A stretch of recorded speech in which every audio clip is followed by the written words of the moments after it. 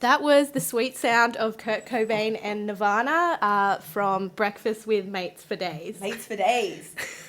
And today you're listening to Disorient Radio with your hosts Sophia and Imogen, where we remap the Middle East one song at a time. So basically today is going to be part 2 of our Palestine episode. So last week was all our hip-hop. We can't promise that there's not going to be any today because we're very obsessed. No, Palestine has one of the most incredible hip-hop scenes in the world. Yeah. So we tried to make this one include jazz music and rock music, but you just can't escape hip-hop in Palestine. So first up we have Hope, Fi Beina Amal by the Revolution Makers. They're like a hip-hop duo from Gaza, and they're like a lot of hip-hop artists from Palestine, dedicated to the liberation of Palestine, and criticize the corruption and have a vision for collective liberation of the Palestinian people. So Fi Beina Amal. So this song is basically it means we have hope. And I'll just read you out the first few lines of the song. So it says, "We have hope for the liberation of which we dream. We have consciousness we must fight for. We have Jerusalem that needs to be in light. And we have a homeland which hopes to be freed." So here you have Revolution Makers, We Have Hope. Beautiful song. Enjoy.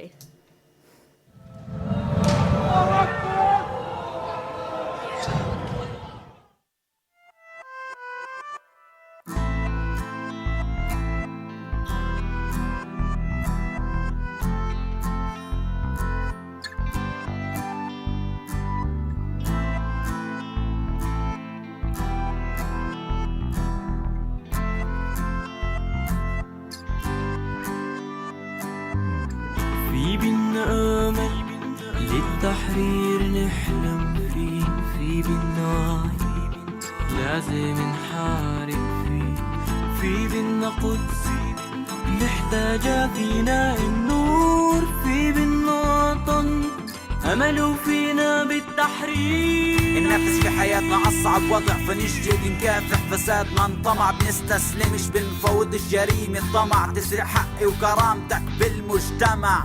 بدنا من زرع حصد ومن جد وجد، مش من زرع ما حصد ومن جد لا يجد.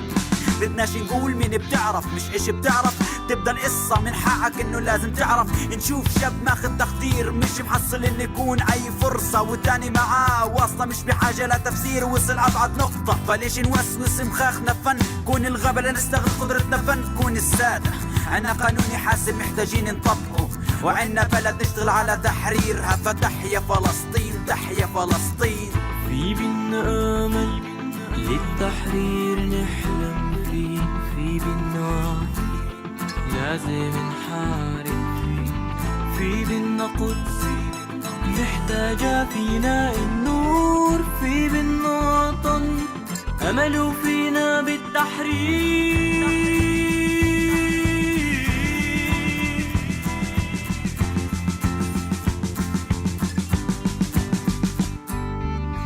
ما بيشوف مجاله في حياته ماشي غير لما يكون عنده واسطة أو مكتشف ثغرة القانون ليستمر في فساده على أرض الله وعباده يفترح. ما بلاحظ غير الناس اللي عايشة على الوضع، بتكره حقوق الناس خلافة مالها بنظام المتبع، عايشة وسط ورشاوى وتزوير. يا أخي إشي باين هذا، علشان كتم بسرعة واحد موظف في حكومة معه الشهادة. ما هو البركة في البيت خلى اللي معه شهادة في البيت ويصف الدور على البطالة.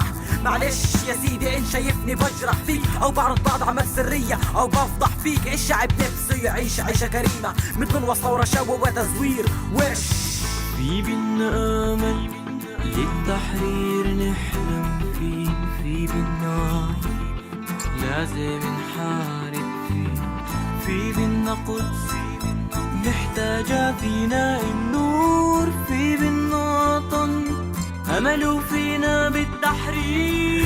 في بينا أمل للتحرير نحلم فيه، في بينا عيب لازم نحارب فيه، في بينا قدس محتاجة فينا النور، في بينا وطن أمل فينا بالتحرير.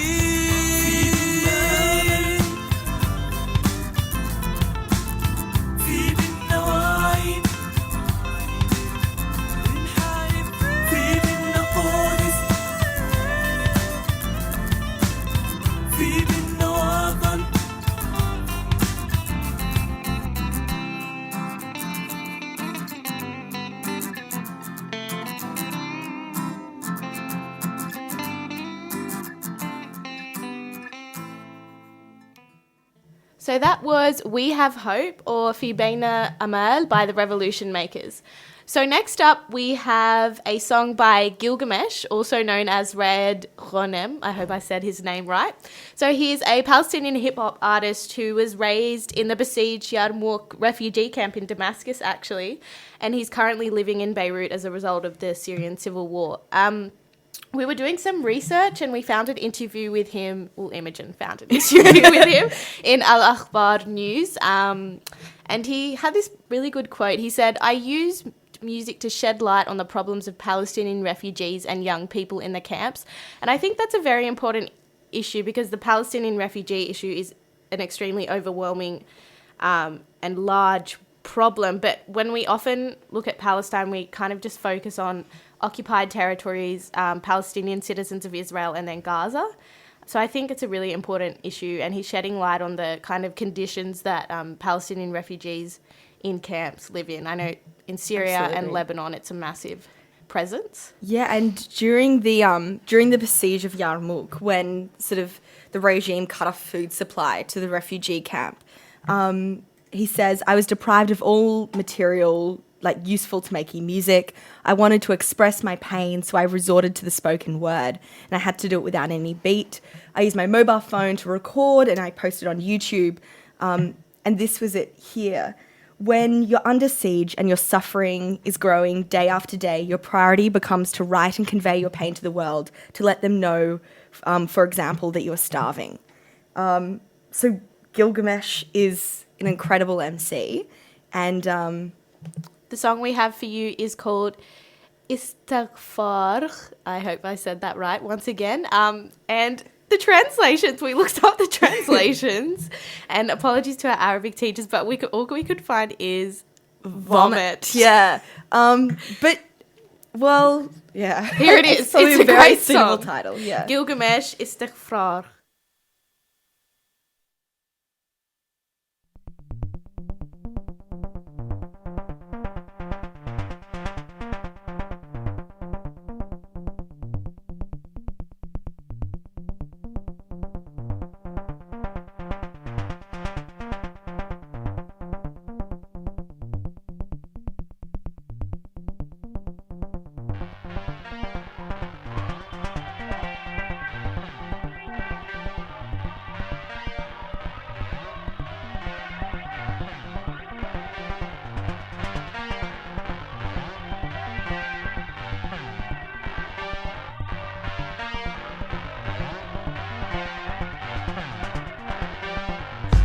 الوضع العربي فقلت لحالي بستفرغ على مدينة فيها القرف وسخ مرسخ عنا في ألف هزيمة بعتوك الخبر متهيج ومعتقلات سياسية قاعدة بالشعب تفلخ استارح استاعد قف باستعداد افتح الدفتر باسم البحث تحته ترخ باسم القصر الأعلى فوق العباد قائم وباسم غضيب الوالي علمونا نصرخ هات وعي شعب صار سنين نايم متلف العقل جايبينه استنساخ بعتذر الصورة بتشوش عندك إجباري لأنه الصوت اللي سامعه هلأ جاي من فراغ بقولولي وطي صوتك شي حدا منن يسمعك بديش شبع التلقيم صيبني انتفاخ ليش أشوف الوضع بعيون حدا تاني خلص تعال نضب رجلينا بكفي استفلاخ شاخ تاريخنا المجيد واحنا فيه منعبط كلياتنا مروضين نفسي اعرف المروض اعتبرني مجنونة وكائن فضائي بس تعبت بس كيف بدك ياني اقتنع بفكرة الميسر ما لقيت قافية لهيك عم بكسر لا تخاف عرق العرب ليزي مش مأثر بالمناسبة كيف قادر تكون طبيعي وتسكر مع الشلة وتحكوا بالشعب المقصر بخدمة الحاكم اللي رفض يكون طليعي فثار وخرب البلد ممكن تفسر تحت كل برج 1000 بيت زينكو موجود كم واحد معتقل لانه اشتكى مضبوب العرق اللي بيشبين عامل البقوم بالشمس غير عرق حمام الساونا هيك المفروض سبوا طالب حقوقك بس بالهمس جود يا شعبنا العربي علينا جود حطوا لك الرسن وفرضوك تمشي ميسر قالوا لك انهم قادرين يخلوا الوضع مضبوط سموا الشعب الثائر بقرة ارهاب ضربوا كله قالوا البطاحة صعنا مضروب عادي تشوف المدينة مستنقع مجاري طالما في صورة زعيم عربي على المصاري وناشطين العرب بباريس كلهم تشارلي معلش انا ناجي العلي وغسان كنفاني انتمائي لأرضي عن 100 منظمة تحرير، فعلمت حالي الفدائي مش ناشط إنساني وانسى وقع كلماتي المهرطقة، بس لا تتوقع أكون من الشعوب المصفطة بدرج الحاكم لتبديل عقول المنطقة. أنا مجزرة جمعية بتل الزعتر مش موثقة، خلونا بداعش كونه مرتبع دسارية. تعالوا نسأل مين مستفيد منه ومين زبطه، بما انه مستحوذ على السوشيال ميديا. انا بقول حطوها بيننا ليعملوا منها فوبيا، وجماعة السلام دايرين ينشروا البيس، واطفال بتموت من البرد لان ما عندهم صوبيا. بصراحة وضعنا العربي صاير ميؤوس منه، فنحن اللي اما بنمحيه او بنرجع من كونه. في اكتر من غصن زيتون بالشارع نلمه، بس انا مع خيار بانه البندقية خاول حمله.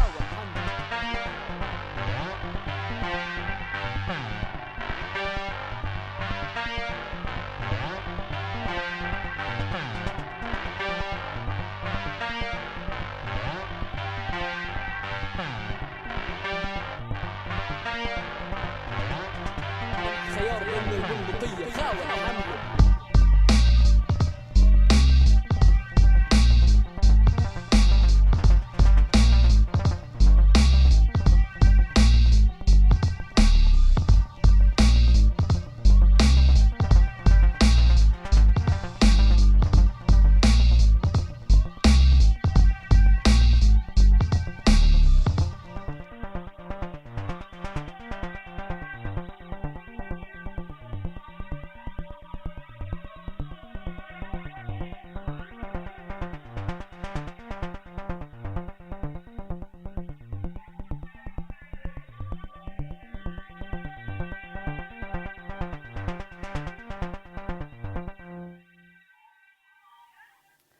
So that was Istifrach by Gilgamesh.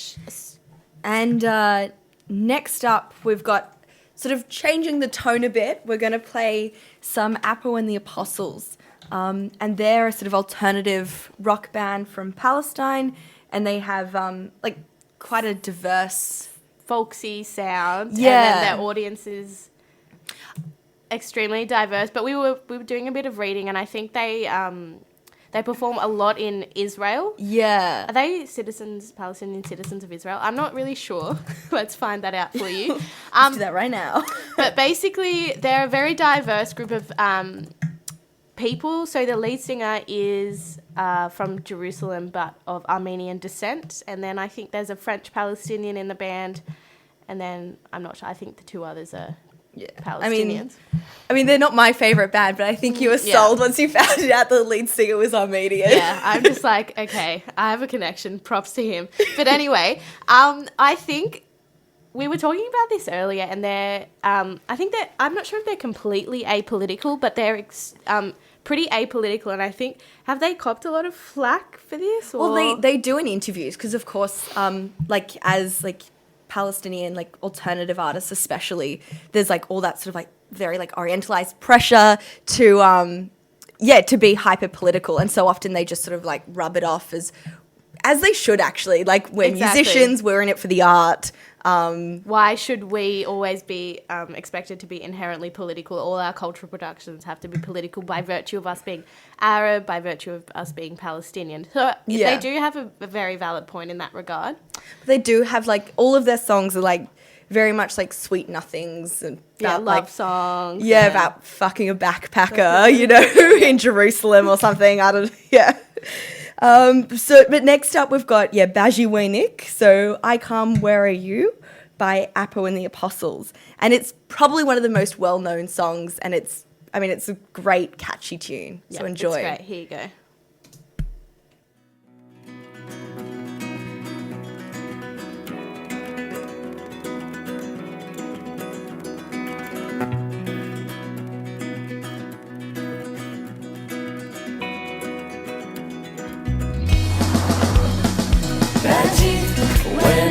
والله باجي وينك، بس قولي شو مالك، بس قولي شو مالك. باجي وينك والله باجي وينك، بس قولي شو مالك، بس قولي شو مالك.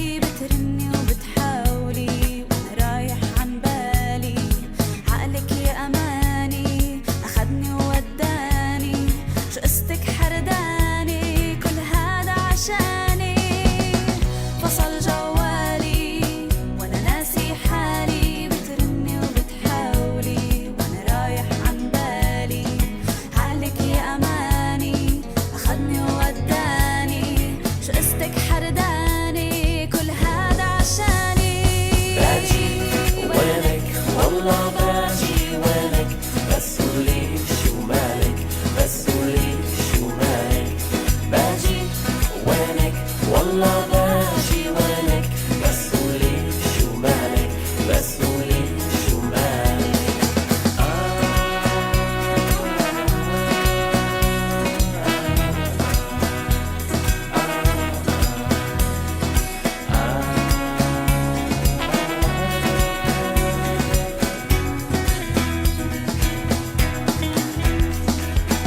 شابوا شعراتي وانا حالي حالتي بين شغلي وسهراتي مش رايق لحياتي وقتي محل تاني بكتب لك غناني ما حد اجاني عشانك يا اماني شابوا شعراتي وانا حالي حالتي بين شغلي وسهراتي مش رايق لحياتي وقتي محل تاني بكتب لك غناني ما حد اجاني عشانك يا اماني باجي وينك والله باجي وينك بس قولي شو مالك بس قولي شو مالك باجي وينك والله باجي وينك بس قولي شو مالك بس قولي شو مالك باجي وينك والله باجي وينك بس قولي شو مالك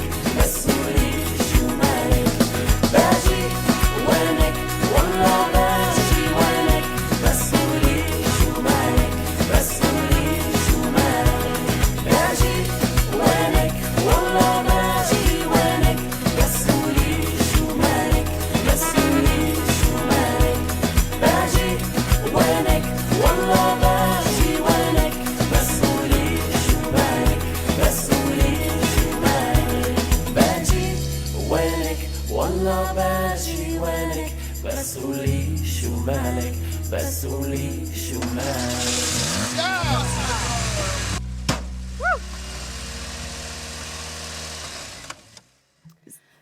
So that was Baji Wenik by Apo and the Apostles. So next up, we have a very interesting and talented jazz artist, Ruba Shamshul. And we just want to give a shout out here to our Arabic teacher, Nasreen, because she loves Arabic jazz and Ruba Shamshul. So, yeah, like I said before, her music is jazzy, it's soulful, kind of got an indie pop edge to it. And it's beautiful to listen to, like jazz with Arabic lyrics. Yeah, So it's extremely beautiful.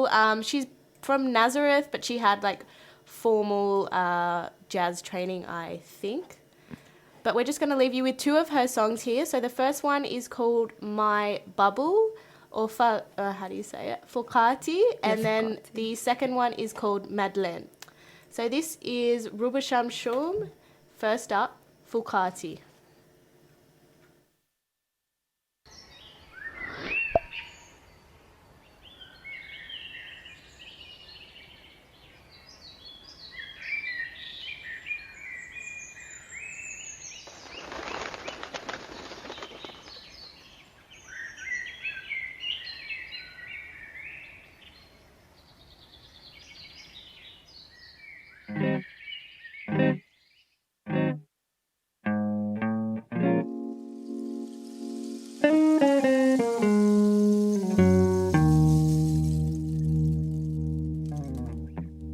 فقاعتي جميلة احميني من كل سوء انسيني بالوجود فقاعتي جميلة احميني من كل سوء انسيني بالوجود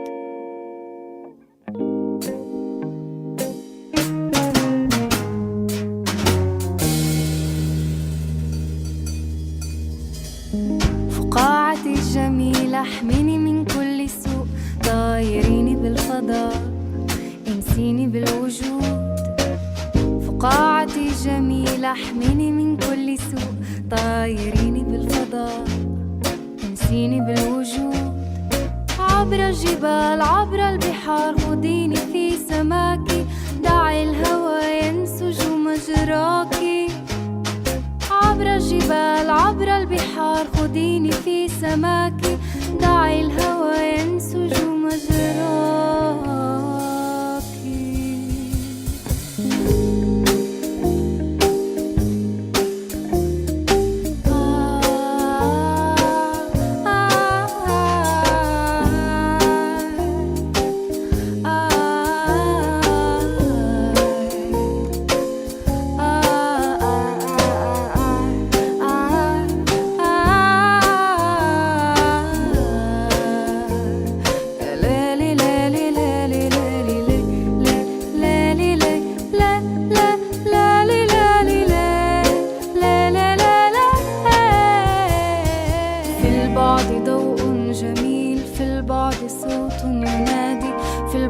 صوت مذيع وشعر احتجاجي وأنا أراك ولا أرى سواك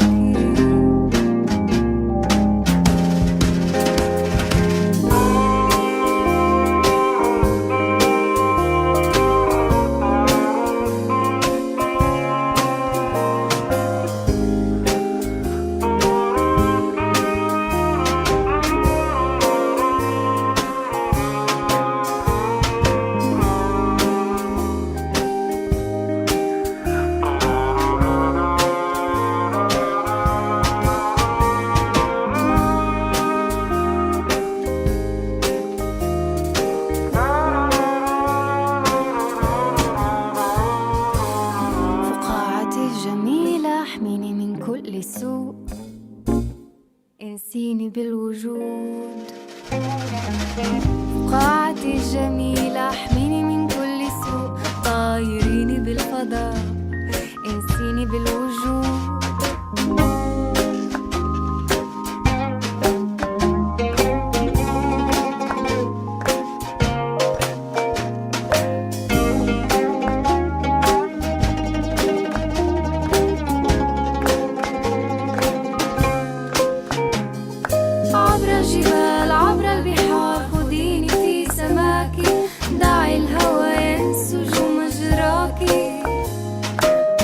الجبال عبر البحار خديني في سماكي دعي الهوى ينسج مجراكي عبر الجبال عبر البحار خديني في سماكي دعي الهوى ينسج مجراكي عبر الجبال عبر البحار خديني في سماكي دعي الهوى ينسج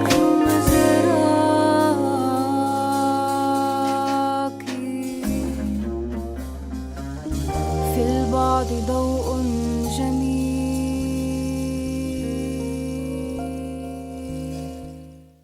So that was Fakati by Ruba Shamshum. Unfortunately, we're sort of, nearing to the end of our half hour, and we won't have time to play Madeline, but we'll post it on our Facebook page. Like us on Facebook, Disorient Radio. Yeah, there you go, guys. Yeah, please do. So we'll post it up there. Madeline by Ruba Shamshum is a beautiful, beautiful song. Please check out her other music. So I think that's almost pretty much it from us. Yeah. Thanks for listening to Disorient Radio. We'll be back next week, of course. Going to mix it up a bit. We're thinking of a Moroccan episode. Yeah, Moroccan episode. We've got to get out of the Levant a bit. Yeah, so definitely. Yeah. All right, so we're going to leave you with Rise of the East by Skywalker. This is probably one of my favourite songs of the show. Yeah. No, we were just all the research you have to do for country specific episodes is fantastic because you come across artists like Skywalker, and she's all around online as one of the first Palestinian female DJs, and she sort of launched her career in Ramallah in around 2006. So yeah, and she's an incredible musician who blends classical Arab music to a techno beat. It's amazing. Yeah. So thank you so much for listening to Disorient on Surge FM. We're going to leave you with Rise of the East by Skywalker.